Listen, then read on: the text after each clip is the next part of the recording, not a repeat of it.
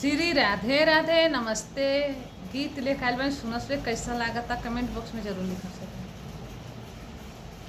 पालन के डोर कम जोड़ हो, लालन गिर गई न भुइया। पालन के डोर कम जोड़ हो, लालन गिर गई न भुइया। गिर गई न भुइया हो, गिर गई न भुइया।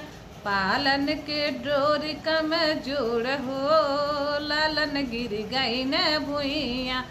जो होती मोरी माई होती, लालन के उठवती। मोरी माई होती, लालन के उठवती।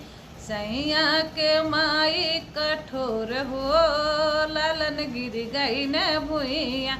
पालन के डोर कम जोड़ हो, लालन गिर गई न भुइया। गिर गई न भुइया हो, गिर गई न भुइया। पालन के डोर कम जोड़ हो, लालन गिर गई न भुइया। भाभी होती त झाड़ के उठवती, भाभी होती त झाड़ के उठवती। सैया के भाभी कठोर हो, लालन गिर गई न भुइया। पालन के डोर कम जोड़ हो, लालन गिर गई न भुइया। पालन के डोर कम जोड़ हो, लालन गिर गई न भुइया। हमारी दीदी होती झाड़ के उठवती, हमारी दीदी होती झाड़ के उठवती।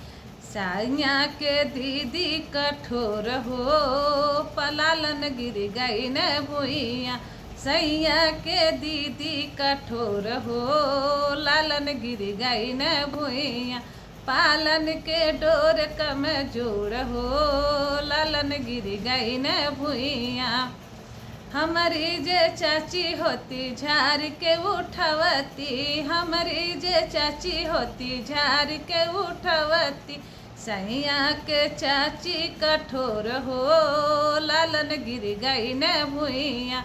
सैया के चाची कठोर हो, लालन गिर गई न भुइया।